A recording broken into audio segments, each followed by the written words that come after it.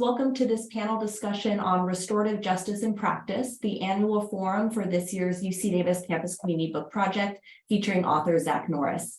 My name is Megan Macklin, and I serve as Associate Director of Campus Climate and Inclusion Initiatives in the Office of Campus Community Relations, a unit in the Office of Diversity, Equity, and Inclusion here at UC Davis. Thank you for joining. To begin, a couple of housekeeping items for our virtual event. Captions can be accessed by clicking the live transcript button in your Zoom window. There you can show or hide subtitles and access the full transcript. Today's event is being recorded, and the recording will be made available on the Book Project website. After our panelists engage in conversation around prepared questions, we'll have time for audience Q&A. You are invited to ask questions at any point using the Q&A feature, and we will endeavor to answer as many questions as possible. While we meet today in a virtual space, we'd like to begin by reading the following statement that acknowledges the land where UC Davis sits. We should take a moment to acknowledge the land on which we are gathered. For thousands of years, this land has been the home of Winn people. Today, there are 3 federally recognized Winn tribes: Catchell-Dehe Band of Winton Indians of the Calusa Indian Community, Quetzal-Dehe Winton Nation, and Yocha-Dehe Winton Nation. The Winn people have remained committed to the stewardship of this land over many centuries. It has been cherished and protected as elders have instructed the young through generations. We are honored and grateful to be here today on their traditional lands. The UC Davis Campus Community Book Project promotes dialogue and builds community by encouraging diverse members of the campus and surrounding communities to read the same book and attend related events. The Book Project, a signature initiative out of the Office of Campus Community Relations since 2002, advances the mission to improve both the campus climate and community relations, to foster diversity, and to promote equity and inclusiveness. Currently, we're in our 21st year. In 2022-2023, the Book Project focuses on the theme of transformative justice and police reform and features Defund Fear, Safety Without Policing, Prisons, and Punishment by Zach Norris. Originally titled We Keep Us Safe, Building Secure, Just, and Inclusive Communities, the book calls upon many systems that play a role in the imperative for community safety, including the criminal legal system, healthcare, education, food and housing access, and support for caregivers. This year's book project theme and selection are supported by a year-long program of lectures, workshops, book discussions, film screenings, exhibits, performances, and more. For more information about the book project program, please visit our website where you can find up-to-date event information and registration links, as well as other resources. We also welcome your involvement, students, staff, faculty, and community members, in selecting the book project feature title and in planning our annual program. If you're interested in getting involved with the book project, please send us an email or refer to the book project website for more information. Throughout today's discussion, we will uphold our UC Davis principles of community. We recognize that we may discuss sensitive topics, and we encourage you to practice self-care and seek resources when needed. You can find links to the principles of community and to the book project's mental health resource page on your screen. And now it's my pleasure to introduce today's esteemed panel of restorative justice researchers, scholars, and practitioners. First, we have Zach Norris, this year's Campus Community Book Project featured author. We have Louise Frampton, Professor of Law Emerita at the UC Davis School of Law, Kara Hunter, Executive Director of the Yolo Conflict Resolution Center, and Torry Winn, Associate Professor of Teaching and Co-Director of the Transformative Justice and Education Center in the UC Davis School of Education. Thank you, each of you, our panelists, for joining today's conversation and to reflect on your experiences around advancing restorative practice across a diversity of fields and spheres of influence. So let's go ahead and jump into our conversation. The first question I'd like to pose to our group is, how do you define restorative justice, and how does it show up in your work? That may be your research or scholarship, advocacy, and activism. Zach, if you don't mind, I'd love to pose this question to you first. Sure. Thank you, Megan. I really appreciate this opportunity. It's really an honor. I saw the other past featured books, and to see my book up there with The Warmth of Other Suns and How to Be an Anti-Racist and The Kite Runner is just really an honor. And it's also a super big honor to be on this panel with folks who I've known their work for a very long time. And just really want to say thank you for the opportunity. I think the first question was, how do I define restorative justice? And I define restorative justice as holding people accountable while still holding them in community. And I think that restorative justice is a process by which we ask different questions around who was harmed and how we heal that harm, rather than the typical questions that are asked in the criminal court system, who done it and sort of how do we punish them. And I am not a restorative justice practitioner. I am more like a promoter of restorative justice. I'm sort of like the Don King of restorative justice, to use a terrible analogy, because he promoted fights. But I am promoting the fight for greater social justice and greater actual accountability, because I don't think you can actually hold someone accountable if you aren't also holding them in community. We have a criminal court system that is based on separation, that is based on isolation, that is based on depriving people of their rights, which doesn't lead to greater accountability, healing, or justice. So that's how I would define restorative justice. Thanks so much. Kira, do you want to jump in? Sure, yeah. And again, to echo what Zach just said, I just think it's such an honor and opportunity to have the folks on this panel together to talk about what I consider to be such an important topic. And Zach, we'll take any promotion we can get of restorative justice, because I think that's one of the challenges in this work. And I answer this question about how do you define or how do you explain restorative justice every single day. And I might shift my answer a little bit depending on who's doing the asking, but essentially what I say is that restorative justice is an opportunity to have a conversation when some sort of wrongdoing has occurred, to better understand what took place and why, and then figure out what we can do to make things as right as possible, to make things better. It is the hardest part of this work, is helping the folks that are being invited to participate in a restorative justice process understand what is being asked of them and what is expected of them, because this is such a paradigm shift of what we're used to, in that, traditionally you do something wrong, you get punished, you take responsibility, you get in bigger trouble. So, helping folks make that shift in paradigm, I think really relies on the way that we're explaining and defining this important work. So thank you for the question, Megan. Torry, what does restorative justice look like for you in the School of Education and the work that you do as an education scholar and researcher? Yeah, so thank you, Zach. Thank you for your wonderful book, Defund Fear. I enjoy reading it. It's good to be on this panel with Cara and Mary Louise. And thank you, Megan, for bringing us all together. I'd like to start with community, because everyone is restorative justice. As was mentioned, it depends on who you're talking to and what community you're a part of. And so Zach mentioned community, and I'd like to start with community, especially within schools.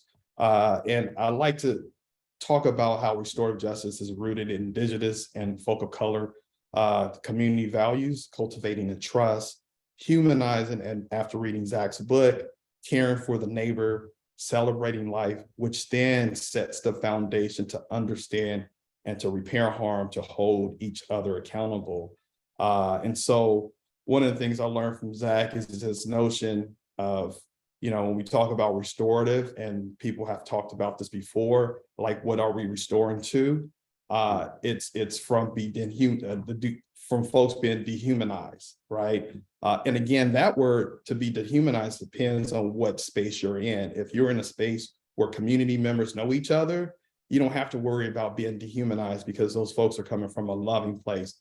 But unfortunately, a lot of our communities, there's a lot of hate, a lot of things going on, a lot of harm, where it is an act of restoring folks to being humanized.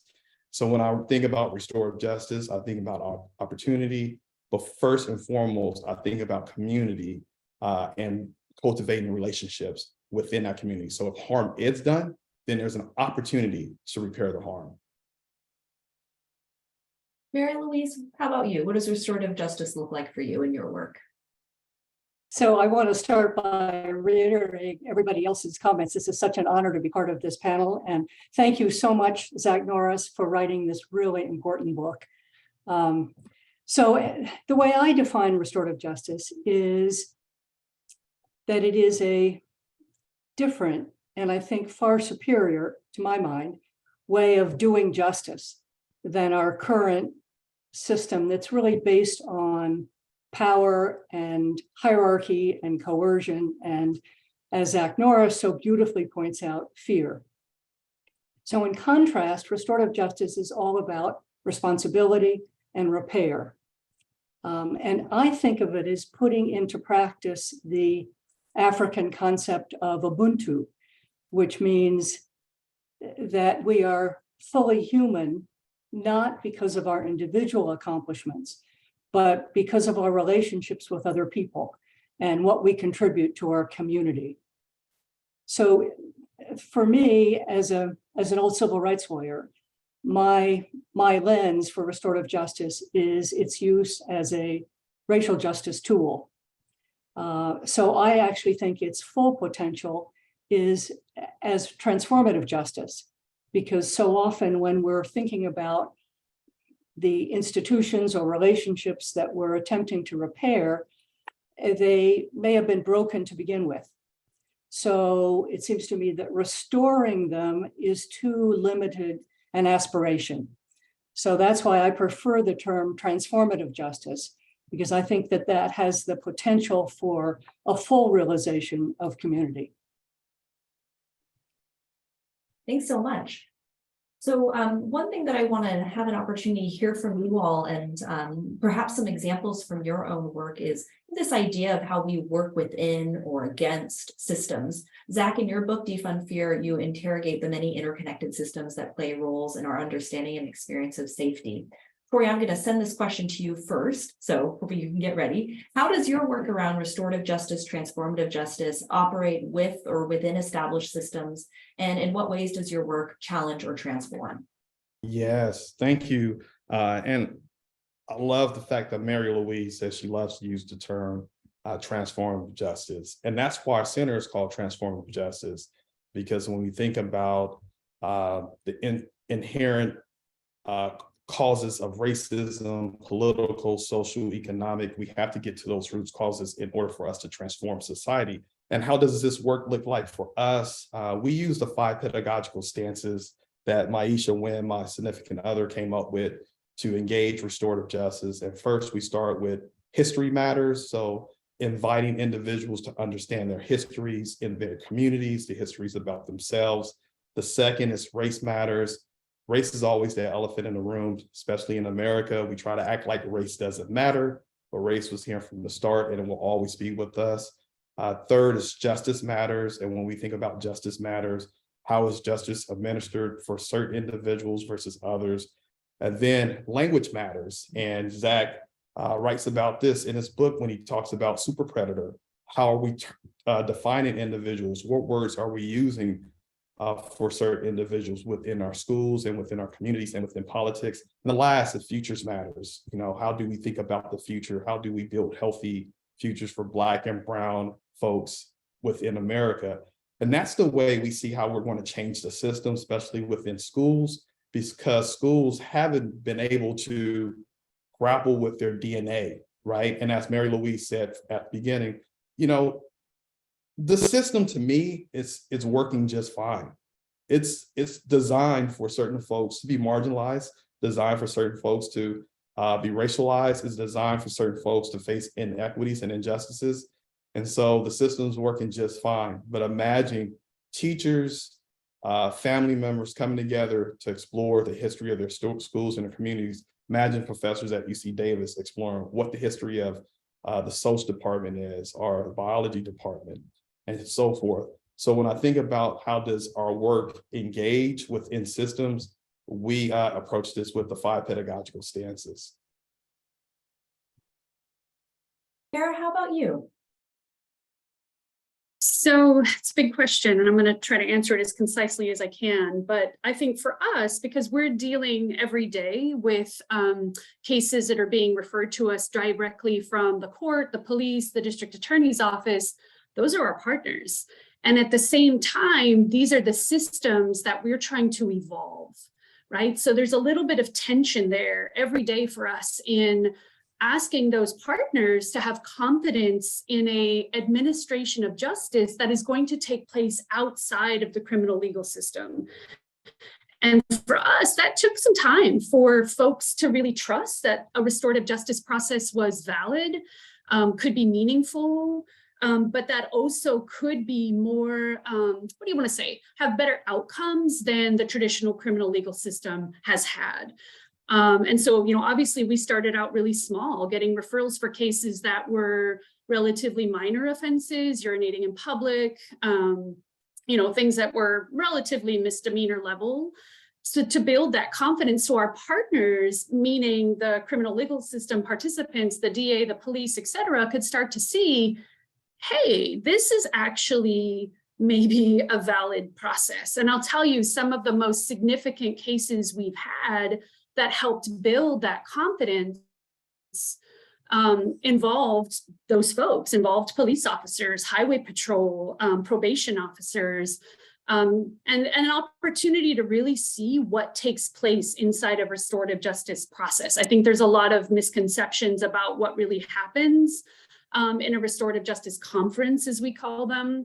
And so having our partners have the opportunity to see it in real time and also be affected by the process has helped us evolve our restorative justice practice even further. So now we're getting, vehicular manslaughter cases, assault with a deadly weapon cases, because that confidence is building that this process actually works. And I forget who made the point. It might have been, I don't remember who made the point, but this practice is rooted in traditions that have been around, and practiced by Native and Indigenous populations all over the world. It is not new. Right, we're kind of rediscovering the, incredible outcomes that this type of process could have in the, modern, criminal legal system process. But yeah, our partners right now have to be involved. We could never do a case where there was any kind of arrest or citation if we didn't have the permission of the DA's office, which speaks a little bit to the power that is held by that office. So yeah, that's how we kind of hold that tension between evolving a system that we're also in direct partnership with every single day. Patience and persistence has been my motto for that for a long time, that we have to be patient, that folks are getting on board to just see how this process can be effective, but also persistence, that we're not just going to say, oh, it's too hard, let's go back to what we used to do. Mary Louise, I know that a lot of your research has also probably practiced patience and persistence, and you've had an opportunity to see kind of over time what restorative justice has meant for communities. Can you talk more about your work and how you see that tension between working within or against systems? Yes, and I was just thinking that in terms of my research, that I try to jump between working within the existing institutions and then trying to create other kinds of institutions, sort of pushback institutions. So I think about, I started doing research on the effectiveness of restorative justice in schools. It's been almost 20 years ago now, examining the pilot project at Oakland Unified School District at Cole Middle School. And what we found is that the program there was able to drastically reduce suspensions and eliminate expulsions. And actually, Torry and I have just finished a 5-year study of the implementation of restorative justice in schools throughout California. So we can talk more about that, or if people have questions. And then I did a study a few years ago of the restorative justice program in Fresno County, and which is really a model for the state. And I always say, if they can do it in Fresno, certainly we can do it here. But their restorative justice program that deals with most juvenile misdemeanor cases. So our study showed that not only did it significantly reduce recidivism rates, but it enhanced the compensation to victims tenfold, and was actually less expensive than the traditional criminal justice system. So as well as satisfying victims and young people and their parents. So, I mean, the study showed that it just works in the juvenile justice system, it works in schools, it works. And then thinking about community healing on a broader basis. and the kinds of things, Zach, that you're talking about in your work. I've been working on a participatory research project in Greensboro, North Carolina for over a decade.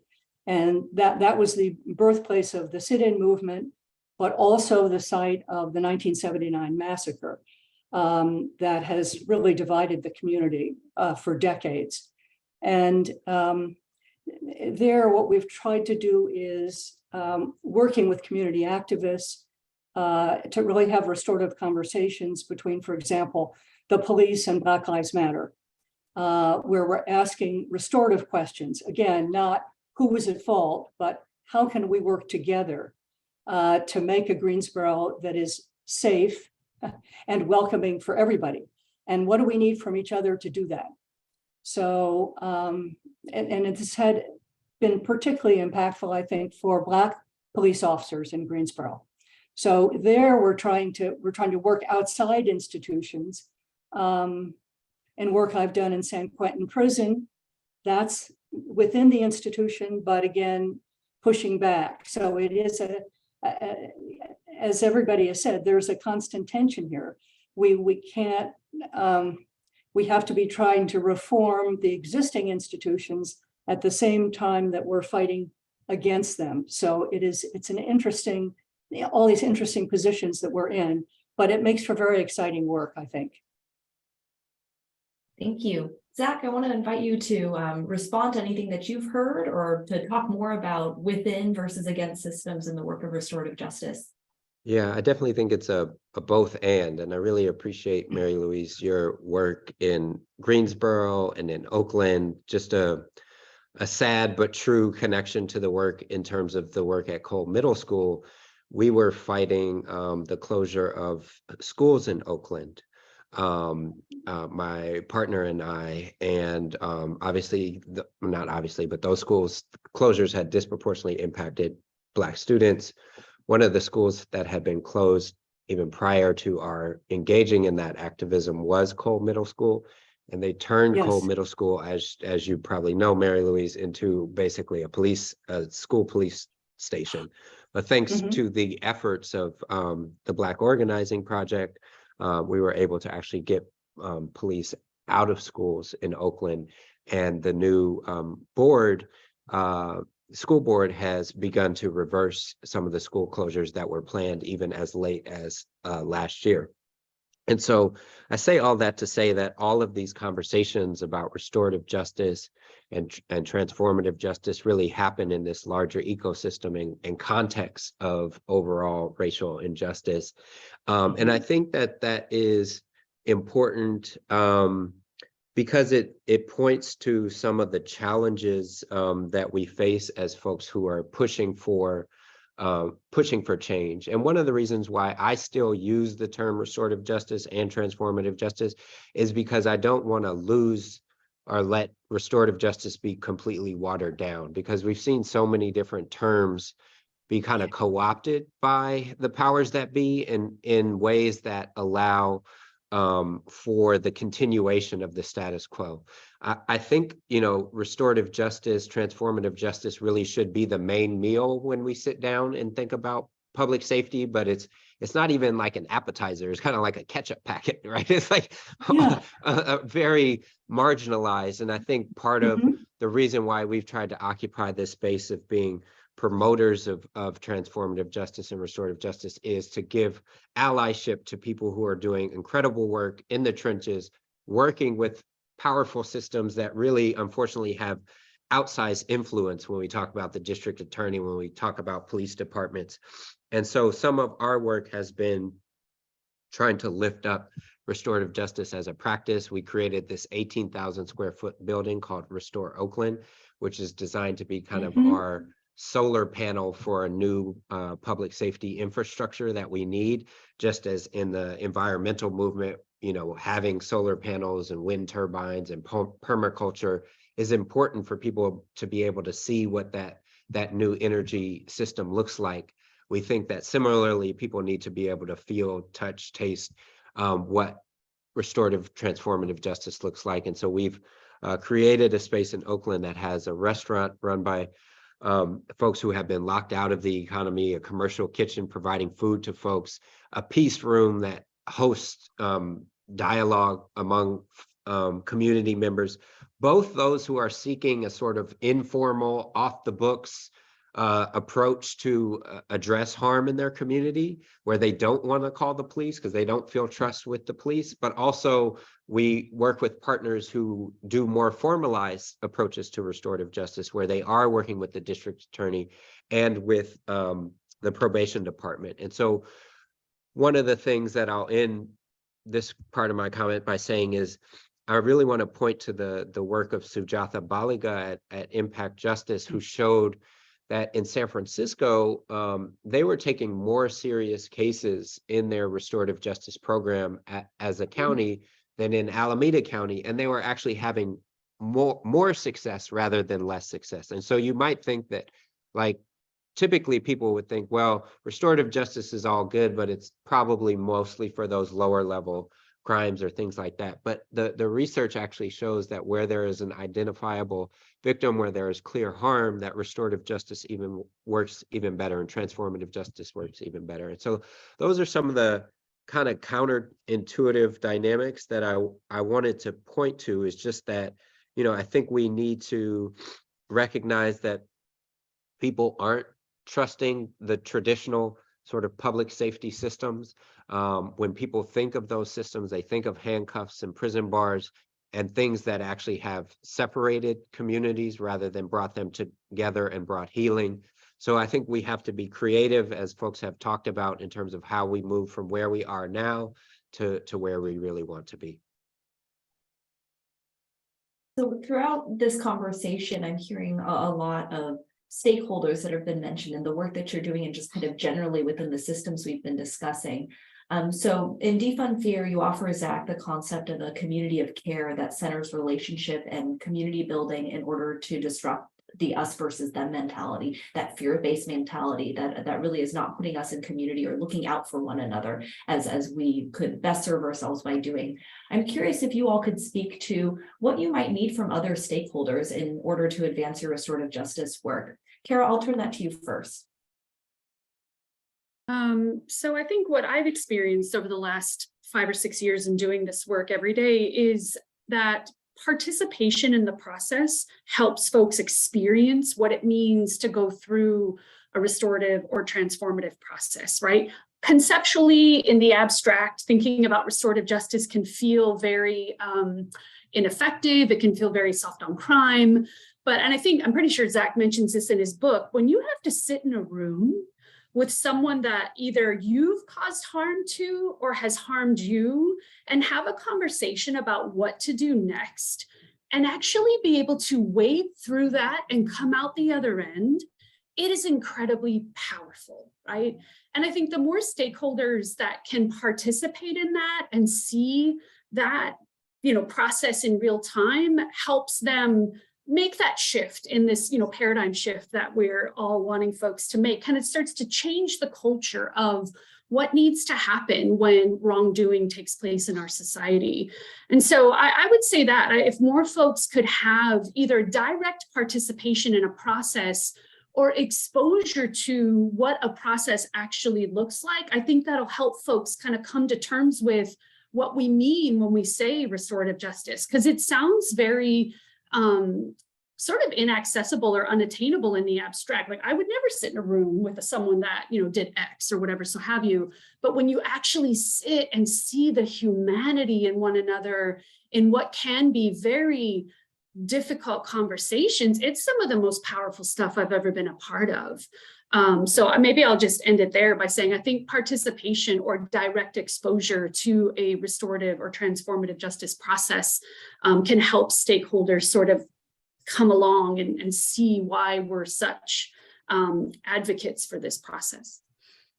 Here, I want to ask a follow-up. So I know that in your center that you have volunteers who take part of that process. Can you talk a little bit more about, how folks could actually actualize participating in these processes? Yeah, thank you for asking that. So yes, we train all of our restorative justice conference facilitators ourselves. It's a 20-hour training that folks go through in order to learn how to hold the space, right, for the affected party and the referred party or victim and offender to sit in a room and have that conversation. And as everyone can imagine, that's an incredibly delicate process to be the one that is kind of holding that space. So we train folks to do that.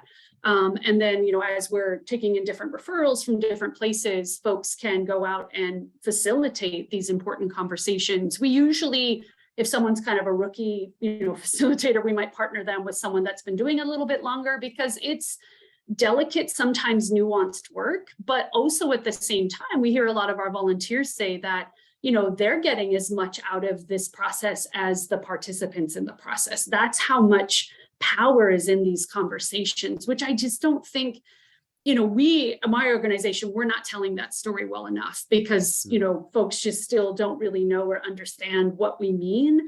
Hence, when I tell people, oh, I do restorative justice, the next question is always, what is that?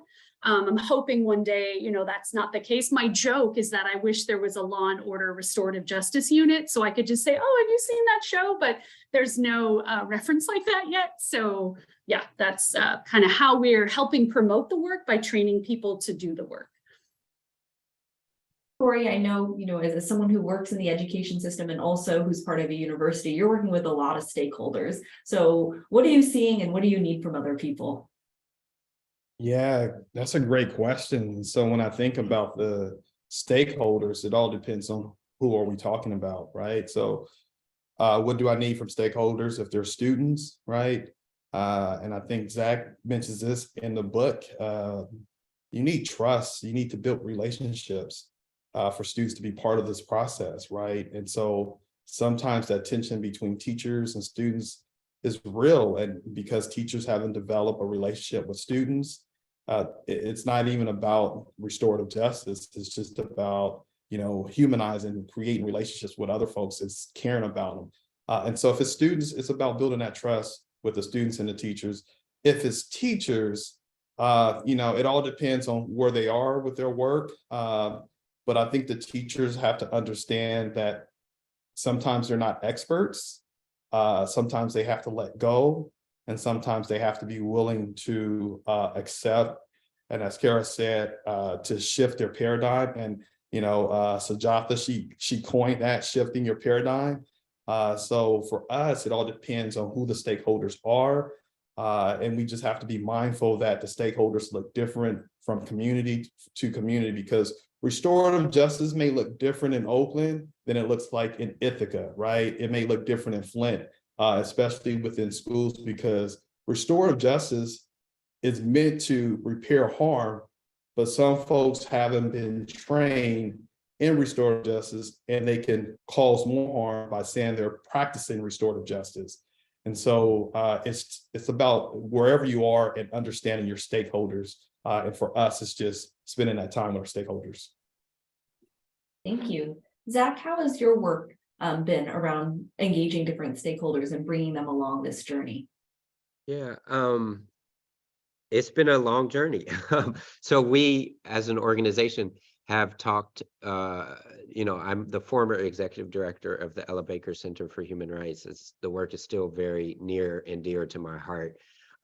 We talked for a long time about books, not bars, jobs, not jails, healthcare and housing, not handcuffs.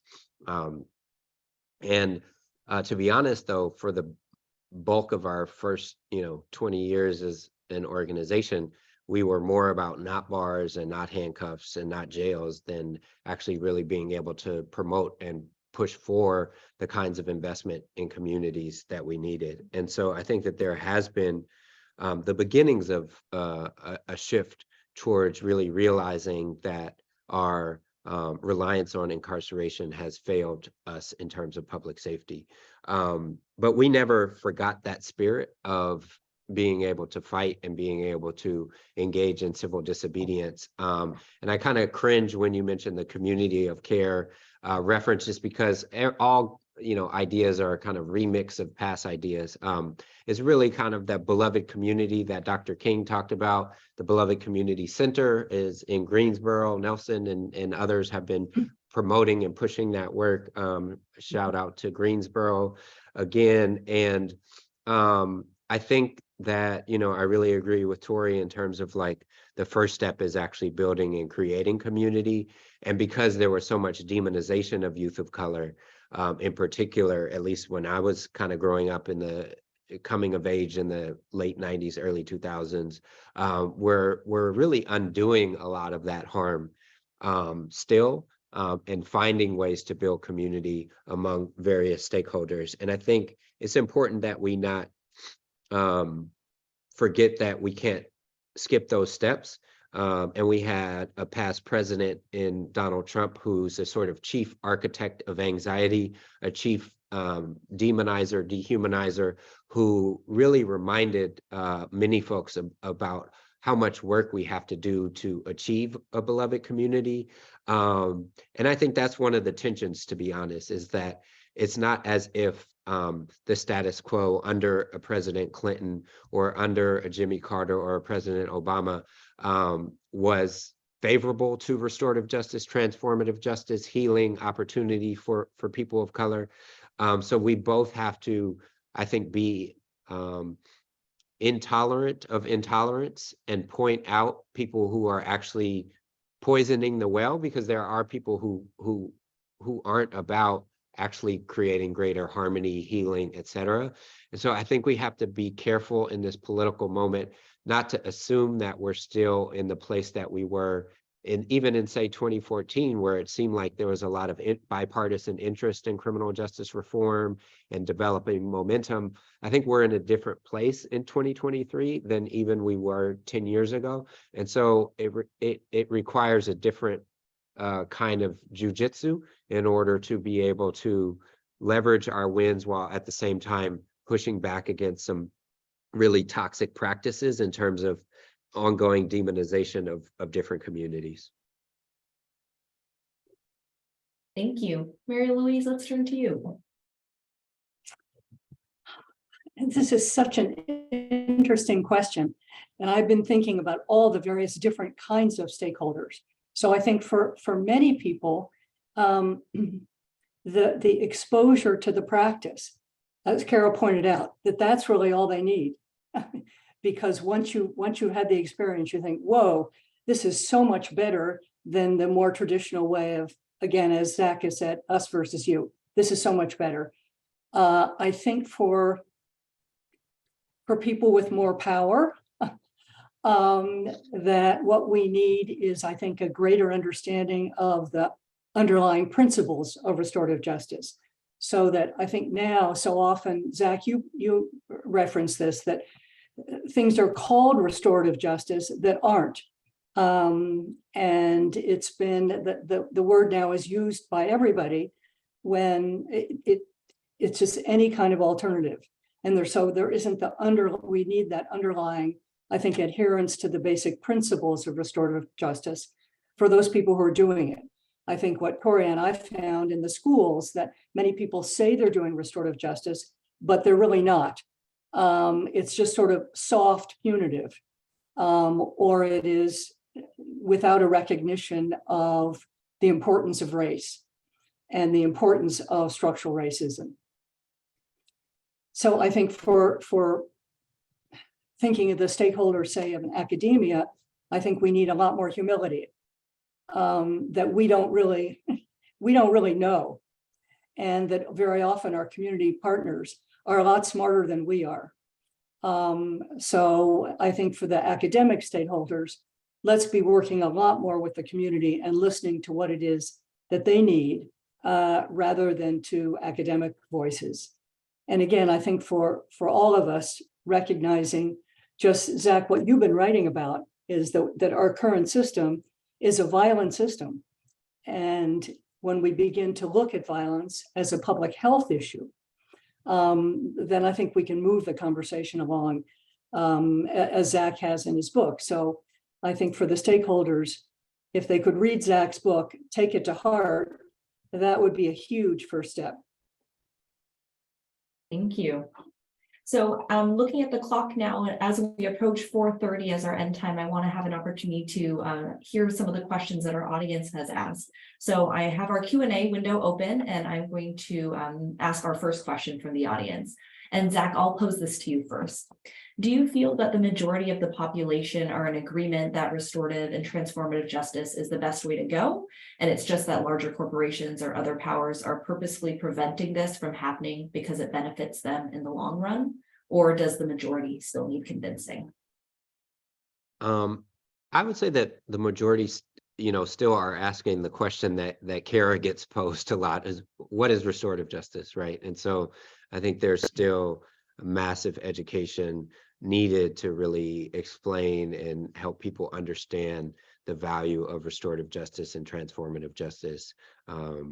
So that would be my short answer, just wanting to give other folks space and time to talk as well. Right.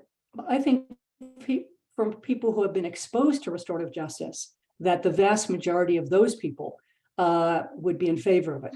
I think about the study that I was doing in Fresno County, which is pretty conservative law and order county.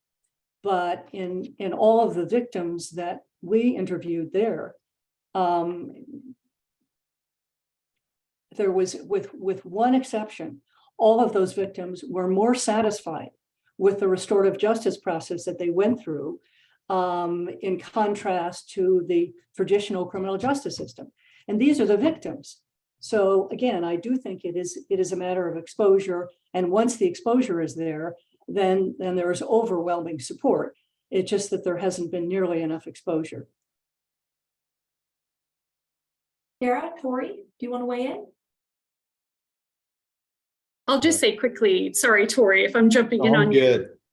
I think what we've run into is, I think there's a little bit of fear of the folks practicing currently in the criminal legal system of relinquishing some of that power to, we're an entity that is not law enforcement based. We're a community-based organization, and we're now involved in the administration of justice. And I think not only is there a little bit of fear in that from folks that are probably programmed to believe a particular system is what is needed to address, wrongdoing in our society. And so I think that's where the patience comes in for me, that some folks just need time to wrap their head around a different way of being and a different way of doing. But, I think that's, in my experience, where the hesitancy comes from, is that either they don't believe that something like restorative justice can work, or they don't want to believe that something like restorative justice can work. And so again, going back to that exposure or participation in a process being what can help folks, get on board or just see what we mean really when we're having these types of conversations. I'll leave it there. All right, next question, Torry, I'm going to direct this one to you first. How do you see the schools supporting transformative justice within the classroom when they are understaffed, for example, have high student to teacher ratios, and also underfunded? Yeah, when we think about restorative justice, I always start off with, it's not a program, it's your culture.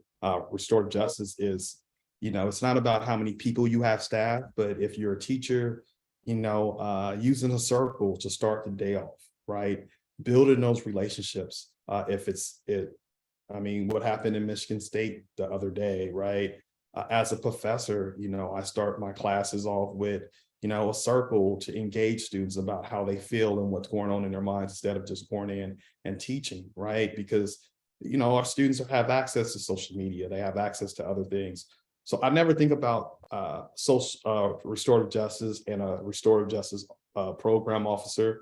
I think about restorative justice being part of the culture of the school. And if restorative justice is housed in one person's office, then that's when you have a problem if it hasn't been able to be implemented in the classroom. So I don't think about it as money, because when there's money involved, they will take it away and they will defund restorative justice in a heartbeat. We see that throughout the country where restorative justice has been successful.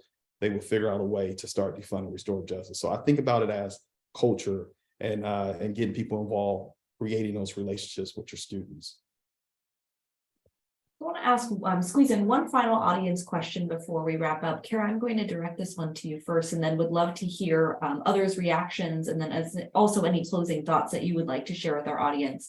So I really appreciate, Torry, how you've shared this vision of restorative justice, transformative justice as a culture. We've had a couple of questions pop in our Q&A about when restorative justice or transformative justice would not be appropriate. What particular crimes, for example, and I'm reading from what some of our audience members have submitted, homicide, crimes that may have involved serious mental illness. What about hate crimes, crimes committed by white supremacists, corporate crimes, politicians? So Kara, what do you think? Yeah, so I think two things. I'll make this as concise as I can. One is that participants have to be ready to participate in a process like this and also willing, right? And if there's anything that might be inhibiting you from being ready or willing to participate in a process, we have to honor that, particularly if we're talking about really serious crimes. Because, if you're talking about homicide or, anything that there might be like a manslaughter case, there's a grieving process, and the readiness of participants is really significant. If you're talking about a mental health issue, we want to think about capacity. Is it a good idea to invite this type of dialogue for folks that it may do more harm than good? So we have a pretty rigorous vetting process as we're getting to know the potential participants, just to ensure that there's readiness, there's willingness, and that there's capacity to participate in this type of conversation, because it can be deep, it can be difficult, it can be dark. But I will say, in the work that we've done at Folsom State Prison, we've worked with a whole range of crimes. And I do think that a restorative justice process can be used sometimes simultaneous to a traditional criminal legal system. If somebody's already incarcerated, they're still carrying that experience with them. And we've done some, I think, pretty exciting work up at Folsom in allowing for kind of a different type of restorative justice process to take place for both inmates and families of victims over the years. So I don't know if I covered all of the components of that question, Megan, but I was trying to be concise. So let me know if I missed something. Mary Louise, what do you think? I want to refer back to something that Zach was saying about Sujatha Balu's work, that the research has shown that actually the more serious the crime, the more effective restorative justice can be. So I do think there's this misconception that, oh yes, just for young people or just for misdemeanors, it's great. But if it's a more serious crime, then we need the punitive process. And I think what the research again has shown is that it is very effective for those very serious crimes, and that it is really those kinds of crimes for which we need the greatest healing. And that's what restorative justice brings. Zach, any reactions or thoughts related to this question on appropriateness or effectiveness of restorative justice models? Yeah, just building on what Mary Louise was just saying, I think the greatest obstacle to greater adoption of restorative justice is a continued belief that our safety is based on the elimination of the bad guy. I remember as a kid growing up, I used to love G.I. Joes, and you went to the store and it was very clear who the good guys were and who the bad guys were. And I think our realities are much more complicated than that. And earlier today, I walked through the California Museum and was gratified sometimes to see some recognition of the harm that's been done to people of color in this state, but it was woefully inadequate when it came to Indigenous people. We still haven't grappled with the genocide of Indigenous people in the state of California. And so when I was thinking of which cases would restorative justice be inadequate for, it is we have to build community. We have to not only empower individuals, but build political power to be able to bring the powerful actors that have benefited from long histories of racial injustice and that still benefit from those same ongoing histories to be able to sit and circle with us, because they quite frankly are not. They are avoiding those conversations. They are avoiding the harms that they cause as corporate leaders. We have so much focus on crime on the corner block rather than crime in the corner office, crime in the streets rather than crime in the suites of power. And that is the kind of transformative justice that I believe is really necessary. And we're still working to build that up. But the beautiful thing about restorative justice is when you sit people around a circle, and Kara talked about this, people begin to ask the question of, what could I have done differently to prevent this harm from happening? And they start to think about accountability from a community aspect. And once you've built that empowerment and built that community, then guess what? Then we're also going to go and ask local city council person, why aren't you investing in the kinds of resources that we think will actually make communities safe? So it starts with people sitting around a table, but I think we can build from there to create the kind of systemic accountability that we desperately need in this country. Torry, I'll leave it to you for any reactions, remarks, Yeah. final comments. Yeah, there was a question about, give us a real example where this worked, a crime. And we keep bringing up Sujatha, and I became a believer in restorative justice after my wife did an internship with Sujatha out in Oakland. And then she asked me to read this article about Sujatha that was in New York Times about a case in Florida. And if there's a real life serious event where restorative justice has worked, please read the article that was featured in the New York Times, and I put it in chat. That's why I'm a believer, because I saw it at the most serious extreme. And, I believe it can work within our schools with building community with each other. Thank you. And I just want to say thank you to each of you for joining this panel discussion. I found it incredibly enriching. I hope that our audience had a similar experience as well. Thank you so much for the work that you're doing and for sharing with us today about where you see this work moving forward. I think that's really where I'm getting the hope and feeling empowered in terms of what I can do to take a role in this process of transformation. So to close us out, I want to share some information with folks about the continuation of our Campus Community Book Project program. As I mentioned earlier today, today's program was recorded. We'll put it on the Book Project website. We also maintain a YouTube channel of previous Campus Community Book Project events for learning if you want to refer back to those. And our next program is going to be happening on Monday, February 27th. We will be partnering with the UC Davis Health African American Faculty and Staff Association to present a session on The Talk, which will explore Black caregivers' extra developmental tasks and the skill they need in order to talk to their children about encounters with law enforcement. A panel of UC Davis colleagues will be joining us for the talk.